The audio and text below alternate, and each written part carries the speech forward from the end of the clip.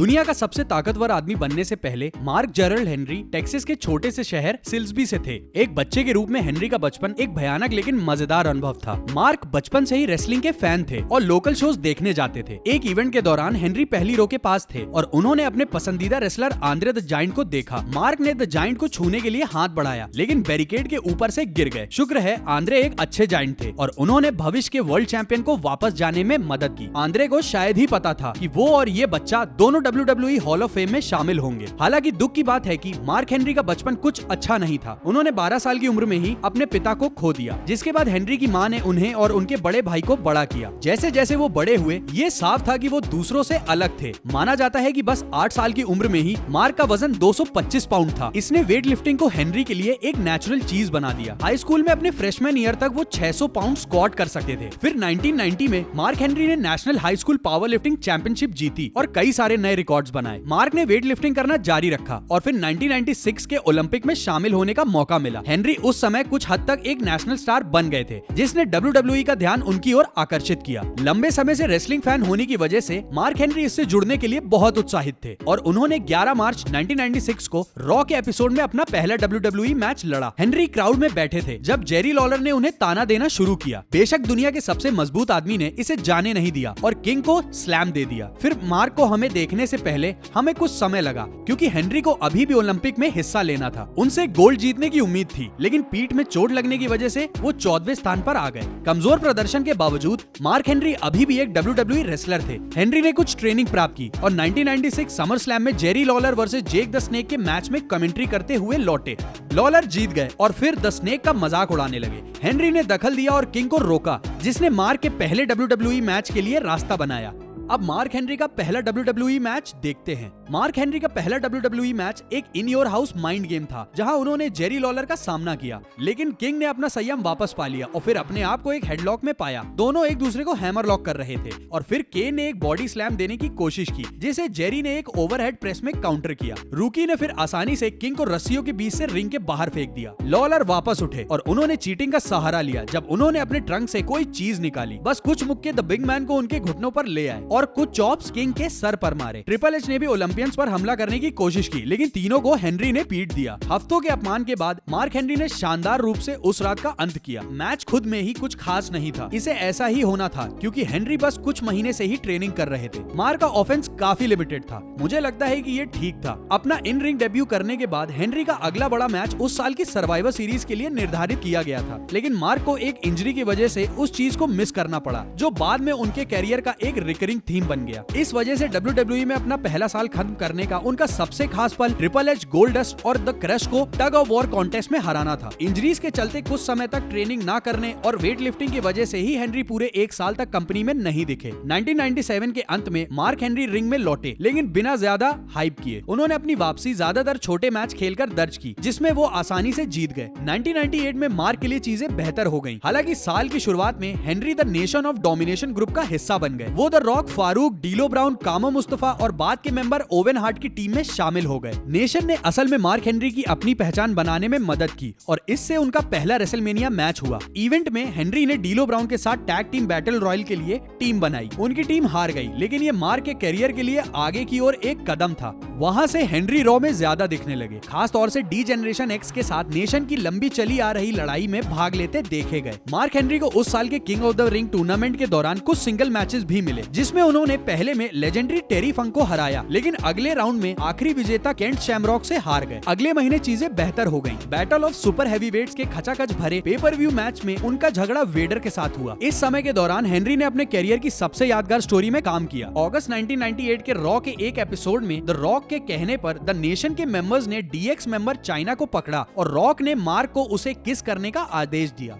पर जब तक बिग मैन ऐसा कर पाते, शॉन माइकल्स उसे बचाने के लिए पहुंच गए। पर इस डिस्ट्रैक्शन के बाद भी वर्ल्ड स्ट्रॉन्गेस्ट मैन को 9th wonder of the world पर क्रश हो गया था। मार्क लगातार चाइना को डेट करने की कोशिश में थे, यहाँ तक कि उन्होंने चाइना को सेक्सुअल हैरेसमेंट के लिए सू करने की धमकी दी। आखिर में उन्होंने हार मान ली और दोनों डेट पर गए और किसी तरह दोनों एक आइटम बन गए। लेकिन उनका अच्छा समय ज्यादा देर तक नहीं चला और हेनरी के करियर के सबसे शर्मनाक पलों में से वो था जब चाइना ने एक टेप चलाया जिसमें हेनरी ने एक आदमी जो कि लड़की की वेशभूषा में था के साथ उसे धोखा धोखा दिया। मामला और भी बदतर हो गया जब उनकी माँ ऑडियंस में से सब देख रही थी, जबकि चाइना की कहानी चल रही थी। द नेशन की कहानी खत्म हो गई। रॉ के एक एपिसोड में हेनरी और डीलो ने ग्रुप पर ध्यान न देने के लिए रॉ को बुलाया। द ग्रेट वन ने उन्हें जैब्रोनिस बुलाया और उनके साथ बात करना चाहता था। ये ठीक नहीं गया होगा क्योंकि हेनरी और डीलो ने बाद में मेन इवेंट में अपने लीडर पर हमला किया। इसने वर्ल्ड स्ट्रॉन्गेस्ट मैन को डीलो की मदद से जजमेंट डे पे पर व्यू में रॉक का सामना करने और उन्हें हराने के लिए तैयार किया। भले ही कुछ हफ्तों बाद रॉक रॉ पर हेनरी से वापस जीत गए। ये अब भी मार्क के कैरियर का एक नोटेबल मोमेंट था। इन सब के बाद भी मार्क हेनरी का कैरेक्टर कम गंभीर होता गया और उन्हें सेक्सुअल चॉकलेट से रेफर किया जाने लगा, जबकि फैंस इस निकनेम को फॉलो कर रहे थे। पर इस एंगल ने एटीट्यूड एरा में कुछ सबसे बेकार पल देखे। थेरेपिस्ट के साथ एक सेगमेंट में हेनरी के कैरेक्टर ने अपनी ही बहन के साथ सेक्सुअल रिलेशन को माना था। थैंकफुली इसका फिर कभी जिक्र नहीं हुआ। डीलो ब्राउन के साथ मार्क हेनरी की दोस्ती को भी झटका तब लगा जब उन्होंने जेफ जेरिड को 1999 समर स्लैम में इंटरकॉन्टिनेंटल और यूरोपियन चैंपियनशिप जिताने के लिए अपने दोस्त को धोखा दिया। जेरिड ने फिर वर्ल्ड स्ट्रॉन्गेस्ट मैन को यूरोपियन टाइटल दे दिया। ये पहली बार था जब हेनरी ने WWE में कोई चैंपियनशिप गोल्ड जीता था। दुर्भाग्य से ये बस कुछ पलों के लिए था क्योंकि एक महीने बाद अनफॉरगिवन पर हेनरी से यूरोपियन टाइटल डीलो ने जीत लिया। उन्होंने डीलो से वापस दोस्ती करके ये माना कि वो एक सेक्स एडिक्ट है। कन्फेशन के बावजूद चीजें और भी क्रेजी होने वाली थी। हेनरी के सबसे बदनाम स्टोरी लाइंस में से एक हेनरी और मे यंग की थी, जिसमें वो थोड़ा रोमांटिक हो गए और मे प्रेग्नेंट हो गई। बता दूं कि मे यंग उस समय 77 साल की थी और हेनरी 29 साल के थे। कहानी का अंत सीनियर सिटीजन के किसी तरह एक हाथ को जन्म देने से हुआ। साफ था कि उनका प्यार एक नहीं हो सकता था और दोनों अलग हो गए। कहानी को खत्म हुए ज्यादा समय नहीं हुआ था कि लगता है कि WWE मार्क हेनरी को सेकंड गेस कर रही थी। उन्होंने हेनरी को टीवी से हटाया और अपने रिंग वर्क और कंडीशनिंग को बेहतर करने के लिए Ohio valley wrestling development system में भेज दिया। ये हेनरी के जीवन का और भी ज्यादा चैलेंजिंग समय था क्योंकि उनकी माँ की मृत्यु हो गई। ट्रेनिंग में होने की वजह से हेनरी पूरे WCW और ECW की पहली WWE इन्वेशन की कहानी से भी दूर थे और फिर से 2002 तक टीवी पर नहीं देखे गए। वापस आने के बाद मार्क हेनरी अपनी ताकत जताने के लिए बहुत सारे टेस्ट और स्ट्रेंथ करते थे। हालांकि इस सब ने उनकी ताकत को हाईलाइट किया। इसने हेनरी को असल में अपने फैन से कनेक्ट करने में मदद नहीं की। वापस आने के बाद मार्क को घुटने में चोट लगी और वो ओहियो वैली वापस चले गए। अगस्त 2003 में हेनरी को मेन रोस्टर में बैकअप के रूप में टेडी लॉन्ग ने बुलाया था, जो ठगिन और बगिन एंटरप्राइज संभाल रहे थे। मार्क का एक बड़ा रोल था और उन्होंने गोल्डबर्ग, शॉन माइकल्स और बुकर टी जैसे कई बड़े स्टार के साथ झगड़े किए। जैसे ही चीजें वापस ट्रैक पर आ रही थी, मार्क हेनरी ने फिर से अपने क्वाड्राइसेप्स को इंजर कर लिया। इस वजह से वर्ल्ड स्ट्रॉन्गेस्ट मैन को एक और साल मिस करने के लिए मजबूर किया। 2005 में हेनरी स्मैकडाउन ब्रांड में साल के आखिरी एपिसोड में लौटे। उन्होंने M&M को बटिस्टा और रे मिस्टीरियो के खिलाफ टाइटल जीतने में मदद की। हेनरी और M&M का एलियंस कुछ समय के लिए था क्योंकि उन्होंने अपना ध्यान पूरी तरह से उस समय के वर्ल्ड हैवीवेट चैंपियन बटिस्टा पर रखा था। दुर्भाग्य से द एनिमल को एक अनटेलीवाइज्ड इवेंट में चोट लगने की वजह से इस कहानी को छोटा कर दिया गया। इसका कुछ संबंध बटिस्टा के स्मैकडाउन वर्सेस रॉ 2006 के कवर में होने से हो सकता है। अधिक जानकारी के लिए इस वीडियो को देखें। वैसे भी कहानी में मार्क हेनरी ने बटिस्टा को घायल किया था और द एनिमल को बाहर किया था। वर्ल्ड टाइटल अब खाली था और 20 मैन बैटल रॉयल के जरिए एक नए चैंपियन को क्राउन किया जाना था। कर्ट एंगल ने एक सरप्राइज प्रतिभागी बनकर आखिरी राउंड में हेनरी को एलिमिनेट कर जीत हासिल की। अगले हफ्ते मार्क हेनरी ने एंगल और एंगल के पूर्व मैनेजर डेवारी के बीच हुए मैच में इंटरफेयर किया। अंत में डेवारी ने घोषणा की कि अब वो मार्क हेनरी के मैनेजर है। डेवारी का साथ मिलने के बाद मार्क हेनरी 2006 के रॉयल रंबल में वर्ल्ड टाइटल के लिए कर्ट एंगल के साथ लड़े। दोनों ओलंपियंस एक फिजिकल मैच में लड़े और स्टील चेयर की वजह से कर्ट एंगल अपना टाइटल बचाने में कामयाब रहे। ये चौंकाने वाली बात नहीं है कि हेनरी ने हार को इतनी अच्छी तरह से नहीं लिया और स्मैकडाउन में एंगल और हाल ही में वापस आए अंडरटेकर के बीच चल रहे वर्ल्ड हैवीवेट चैंपियनशिप मैच में इंटरफेयर किया। न केवल हेनरी ने डेडमैन से हैवीवेट टाइटल छीना बल्कि उन्हें अनाउंसर्स टेबल पे भी पटका। बदले में अंडरटेकर ने सैटरडे नाइट के मेन इवेंट के एक एपिसोड में डेवारी को बहुत मारा। इसने वर्ल्ड स्ट्रॉन्गेस्ट मैन और डेड मैन के बीच रेसलमेनिया 22 में एक कैस्केट मैच को जन्म दिया। ये 1998 के बाद पहली बार था जब मार्क हेनरी ने शोकेस ऑफ द इमॉर्टल्स में रेसलिंग की थी।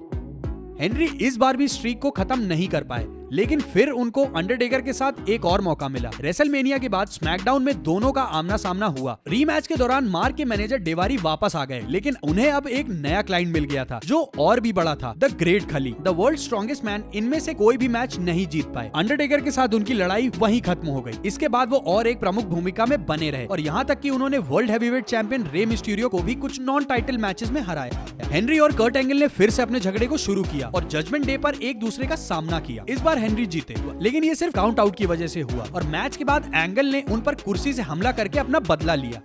इस झटके के बावजूद भी हेनरी अपने डिस्ट्रक्टिव पाथ पर चले और सभी को घायल करना शुरू कर दिया। इस वजह से बटिस्टा के साथ उनका झगड़ा शुरू हो गया, जो अभी वापसी कर रहे थे और कुछ महीने पहले ही उन्हें मार्क हेनरी ने एक्शन से बाहर कर दिया था। दोनों के बीच ग्रेट अमेरिकन बैश में एक बड़ा शोडाउन होने वाला था, लेकिन सैटरडे नाइट के मेन इवेंट में 6 मैन टैग टीम मैच के दौरान हेनरी को फिर से चोट लग गई। इस नई चोट ने उन्हें 10 महीने के लिए रिंग से बाहर कर दिया। अंत में स्मैकडाउन के 11 मई 2007 के एपिसोड में द वर्ल्ड स्ट्रॉन्गेस्ट मैन की वापसी हुई। उन्होंने अपने पुराने दुश्मन द अंडरटेकर पर हमला किया और उनको द वर्ल्ड हैवीवेट टाइटल से हाथ धोना पड़ा जब एज ने money in the bank contract cash कर लिया। हेनरी जरूरत से ज्यादा ही करने की कोशिश कर रहे थे। द अनफॉरगिवन पेपर व्यू में डेड मैन ने हेनरी को एक लास्ट राइट देकर अपना बदला लिया। कुछ हफ्ते बाद स्मैकडाउन में अपने रीमैच में भी टेकर ही जीते। पहले की तरह उनका दूसरा फ्यूड भी अब खत्म हो गया। मार्क हेनरी ने ECW रोस्टर का मेंबर बनने के तुरंत बाद अंडरटेकर के भाई केन पर अपनी नजर जमाई। इसने आर्मेगेडन में एक मैच शुरू किया जिसमें बिग डैडी और हेनरी ने टीम बनाकर उस रात केन और CM पंक का मुकाबला किया। इस मैसिव डुओ ने बिग रेड मशीन और स्टैंडर्ड सुपरस्टार को हराया। 2008 में मार्क हेनरी के लिए बहुत कुछ नया नहीं था, हालांकि पहले कुछ महीनों के लिए चीजों में तेजी आई। बड़े पैमाने पर जब हेनरी ने नाइट ऑफ चैंपियंस में एक ECW चैंपियनशिप मैच खेला, उन्होंने द बिग शो और चैंपियन केन को हराया और चैंपियनशिप जीत गए। ये एक खास पल था क्योंकि ये सिर्फ दूसरी बार था जब मार्क हेनरी ने कोई चैंपियनशिप जीती थी। WWE में ये हेनरी की पहली वर्ल्ड चैंपियनशिप भी थी। ECW टाइटल जीतने के तुरंत बाद हेनरी ने टोनी एटलस को नया मैनेजर रख लिया। हालांकि WWE hall of famer Henry को ज्यादा सफलता नहीं दिला पाए। हेनरी का टेले रन अनफॉरगिवन लगभग 2 महीने बाद खत्म हो गया जब वो मैट हार्डी से हार गए। इसके बाद WWE में मार्क का स्टॉक थोड़ा कम हुआ क्योंकि उन्होंने हार्डी के साथ रीमैच को छोटा करने में मदद की और फिर फिनले और हॉर्नस्वेगल के साथ झगड़े में लगे रहे। मामला और खराब तब हुआ जब पूर्व ECW चैंपियन आर्मेगेडन में बेलफास्ट ब्रॉल मैच में हार गए। जब मार्क हेनरी ने 2009 में शुरुआत की तो उन्होंने रेसलमेनिया 25 में money in the bank ladder match के लिए क्वालिफाई किया। हेनरी इवेंट में कम सफल रहे क्योंकि CM पंक ब्रीफकेस जीत गए। रेसलमेनिया के बाद हेनरी का इवन ब्राउन के साथ एक छोटा सा फ्यूड हुआ। उन्होंने द वर्ल्ड स्ट्रॉन्गेस्ट मैन को 2 बार हराया, पहला काउंट आउट से और दूसरा डिस्क्वालिफिकेशन से। अंत में मार्क हेनरी को उनकी जरूरी जीत मिली जब 1-2-3 काउंट हुआ, जिसने उनके झगड़े को खत्म कर दिया। इसके तुरंत बाद मार्क हेनरी ECW से रॉ में चले गए जहां उन्होंने टोनी एटलस के साथ टीम बनाई। कुछ वर्षों तक विलेन बनने के बाद हेनरी फिर से गुड गाय बन गए। फ्लैश ग्रिप शो में मार्क MVP के साथ जुड़ गए ताकि वो टैग टीम चैंपियनशिप की रेस में शामिल हो सके, लेकिन वो बाद में जेर शो से ब्रेकिंग पॉइंट में हार गए। बार बार असफल होने के बाद मार्क हेनरी और MVP ने चुपचाप अपने रास्ते अलग कर लिए। बाद में वो फिर से साथ में आए और इस बार बिग शो और उनके पार्टनर मिस को टाइटल के लिए हराने की कोशिश की, पर एक बार फिर वो हार गए। बार बार हारने के कारण मार्क हेनरी और MVP अपने अपने रास्ते चले गए। इस स्प्लिट के बाद भी हेनरी टाइटल के पीछे भागते रहे और अब अलग पार्टनर्स के साथ। पहले पार्टनर हेनरी के पूर्व प्रतिद्वंदी इवन ब्राउन थे। ये पावर और स्पीड का एक सॉलिड मिक्स था, लेकिन दुर्भाग्य से एक चोट ने उनकी पार्टनरशिप छोटी कर दी। इस बार इवन ने शेल्फ पर समय बिताया। हेनरी ने फिर योशितात्सु के साथ दूसरी टैग टीम बनाई, लेकिन एक बार फिर फ्यूचर के हॉल ऑफ फेमर को सफलता नहीं मिली। अप्रैल 2011 में मार्क हेनरी को स्मैकडाउन में डाला गया और उन्होंने और तात्सु ने अपने टैग टीम को खत्म कर दिया। उसी रात हेनरी ने जॉन सीना और क्रिश्चियन के साथ टीम बनाई। मैच के दौरान हेनरी ने अपने साथियों पर हमला करके सबको चौंका दिया। अब वापस बैड गाय बनके हेनरी ने बिग शो के साथ एक झगड़ा शुरू किया जो थोड़े अजीब तरीके से शुरू हुआ। मेरे साथ बने रहिए। बिग शो एक रॉ सुपरस्टार थे और एल्बर्टो डेल रियो के साथ झगड़े में थे। एल्बर्टो के असिस्टेंट रिकार्डो रॉड्रिगेज ने शो को रॉ में एक कार पर मारा। बदले में शो ने रॉड्रिगेज को पीटा और फिर जायंट ने स्मैकडाउन पर डेल रियो को कन्फ्रंट किया।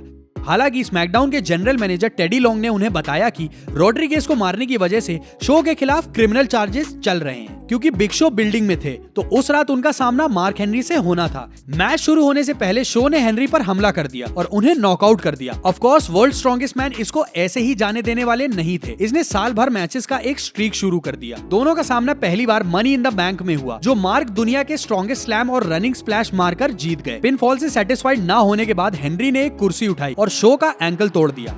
वहां से बहुत ज्यादा दर्द शुरू हुआ। मार्क ने अपने विरोधियों को घायल करना जारी रखा और उन्हें अपने इनफेमस हॉल में डालते रहे। फ्यूचर के विक्टिम्स में केन, कोज़लोव और द ग्रेट खली शामिल रहे। ऐसा लग रहा था कि हेनरी अनस्टॉपेबल थे और स्मैकडाउन ब्रांड में किसी में भी उनका सामना करने की हिम्मत नहीं थी जब तक सेल्टिक वॉरियर नहीं आए। दोनों समर स्लैम में लड़े। बैरिकेड में पटके जाने और काउंटडाउन होने के बाद शीमस अपने चैलेंज से पछता रहे थे। बहुत सारी हाई प्रोफाइल जीत की एक सीरीज के बाद हेनरी ने world heavyweight champion Randy Orton पर अपनी नजर जमाई। ऐसा लग रहा था कि द लेजेंडरी किलर अपने एलिमेंट से बाहर थे क्योंकि हेनरी ने मैच से पहले ही कई बार उन पर हमला किया था। ये तब साबित हुआ जब चैंपियनशिप मैच के वक्त ऑर्टन ने एक आरक्यू देने का प्रयास किया और वर्ल्ड स्ट्रॉन्गेस्ट स्लैम से काउंटर हुए। हेनरी ने आखिरकार WWE में 15 साल बाद हैवीवेट गोल्ड जीता। WWE रोस्टर में मार्क हेनरी का रीजन ऑफ टेरर बस शुरू ही हुआ था, वाइपर एक हेल इन अ सेल रीमैच में फिर से हार गए और बेल्ट के लिए अगला चैलेंजर एक जाना माना चेहरा था जो बदला लेने आया था। द बिग शो स्मैकडाउन में वापस आए और द हेवीवेट चैंपियन को अनाउंसर टेबल पर पटक कर अपना झगड़ा फिर से शुरू किया। इसने बदले की आग में हेवीवेट्स का एक बड़ा आमना सामना करवाया, जबकि इसमें कोई विजेता नहीं था। इस मैच ने साल के सबसे यादगार पलों में से एक देखा। फिनाले में हेनरी ने बिग शो को सुपरलेक्स दिया, जिससे रिंग टूट गई। इस तमाशे के बाद एक रीमैच होना जाहिर था। दोनों की अगली मीटिंग सर्वाइवर सीरीज में थी और इसके रिजल्ट में हेनरी ने बिग शो को एक लो ब्लो देकर मैच को डीक्यू में खत्म किया। चीप शॉट के बदले में शो ने एक कुर्सी से मार्क का एंकल तोड़ दिया। स्मैकडाउन के अगले एपिसोड में बिग शो ने वहीं से शुरू किया जहां से उन्होंने छोड़ा था और वर्ल्ड हेवीवेट चैंपियन को गिरा दिया।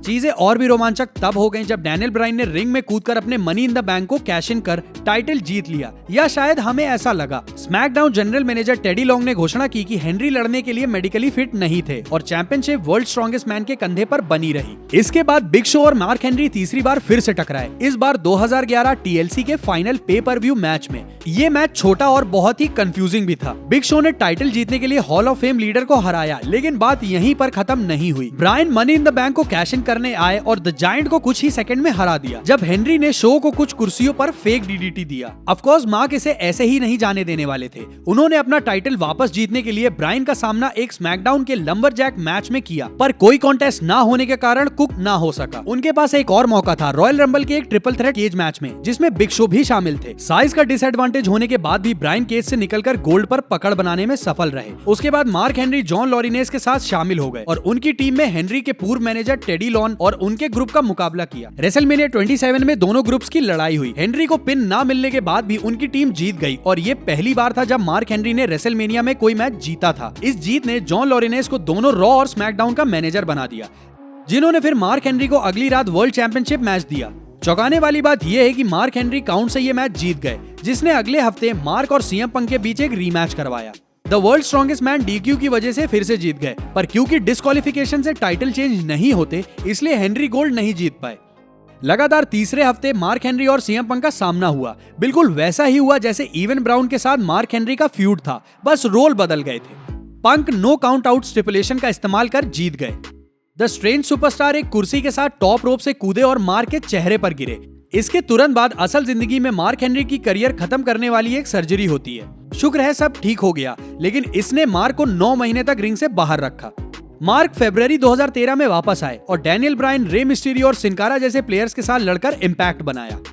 हॉल ऑफ फेमर वापस खेल में लौट चुके थे।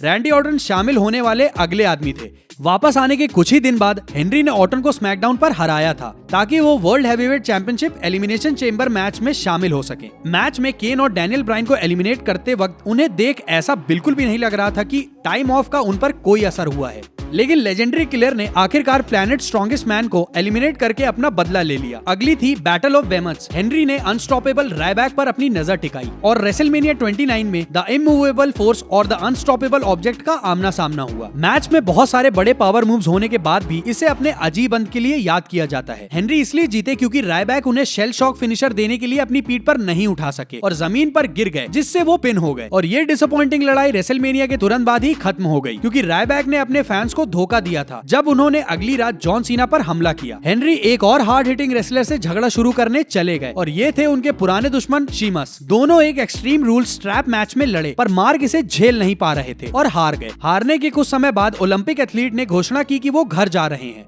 अगले कुछ महीनों तक टीवी पर ना जाने की वजह से उनके रिटायरमेंट की अफवाहें और तेज हो गईं।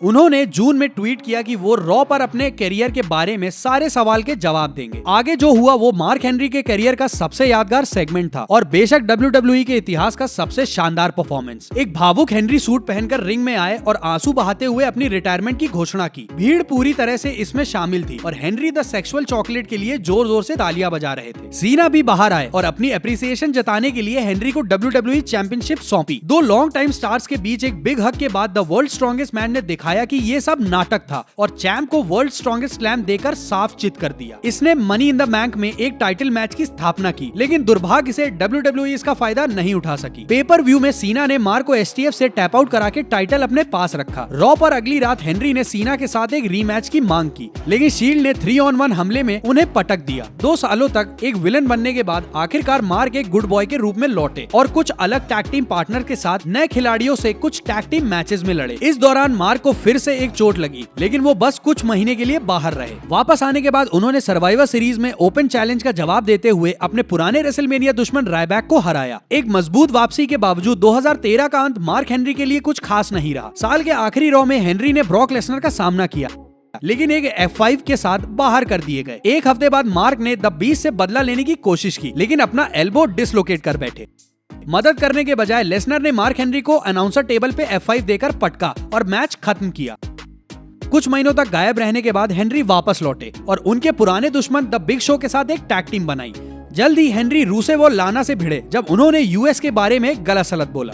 इसकी वजह से एक नाइट ऑफ चैंपियंस मैच रखा गया, जिसे द वर्ल्ड स्ट्रॉन्गेस्ट मैन हार गए। लगभग 1 महीने बाद मार्क हेनरी एक टैग टीम के दौरान बिग शो पर हमला करके अपने विलेन के रूप में वापस आ गए। ये लड़ाई और भी बड़ी हो गई जब मार्क हेनरी टीम अथॉरिटी में शामिल हो गए और big show team John Cena का हिस्सा बने। दोनों टीम सर्वाइवर सीरीज में भिड़ी, जहां बिग शो ने बस 50 सेकंड में ही हेनरी को बाहर कर दिया। हेनरी को एक और चोट के साथ रिंग से बाहर जाना पड़ा और मार्च 2015 में लौटे। जब वो वापस आए तो वर्ल्ड स्ट्रॉन्गेस्ट मैन ने रोमन रेंस की बेइज्जती की और कहा कि कोई उनकी इज्जत नहीं करता है, जिसके चलते रोमन रेंस ने मार्क हेनरी की पिटाई की, जिसके बाद उन्होंने कहा कि अब वो रेंस में विश्वास नहीं करते। इसने मार्क हेनरी को फिर से फैंस फेवरेट बना दिया, लेकिन ये साफ हो गया था कि WWE के वैल्यू देने के बाद भी मेन इवेंट स्टार के रूप में उनका टाइम खत्म हो गया था। ये तब और साफ हो गया जब मार्क हेनरी कुछ भी उल्टा सीधा काम कर रहे थे। 2015 के एलिमिनेशन चेंबर पे पर व्यू इंटरकॉन्टिनेंटल चैंपियनशिप मैच में मार्क हेनरी ने रूसेव की जगह ली, लेकिन उनके पुराने प्रतिद्वंदी शीमस ने उन्हें एलिमिनेट कर दिया। 2016 के शुरू में मार्क हेनरी ने जैक स्वैगर के साथ एक टैग टीम बनाई, जबकि इसका कोई भविष्य नहीं बना। दोनों टेक्निकली अनडिफीटेड थे और एक जीत ने उन्हें 2016 रॉयल रंबल मैच में जगह दिलाई। हालांकि इससे ज्यादा कुछ नहीं हुआ, क्योंकि वर्ल्ड स्ट्रॉन्गेस्ट मैन को व्हाइट फैमिली ने 47 सेकंड में एलिमिनेट कर दिया। रेसलमेनिया 32 में मार्क हेनरी ने Andre the giant memorial battle royal में भाग लिया, पर जीत नहीं पाए। जुलाई में मार्क हेनरी को एक रॉ रोस्टर में डाला गया था, जहां उन्होंने कहा कि उनके पास अभी भी बहुत कुछ बचा है। उन्होंने हॉल ऑफ पेन को वापस लाने की भी बात की, लेकिन वैसा कुछ नहीं हुआ।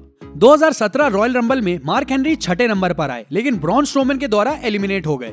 इसे WWE में मार्क हेनरी का फाइनल सिंगल मैच सेटअप हुआ। 13 फरवरी 2017 को रॉ के बैटल ऑफ सुपर हैवीवेट के एपिसोड में हेनरी स्ट्रोमन से लड़े।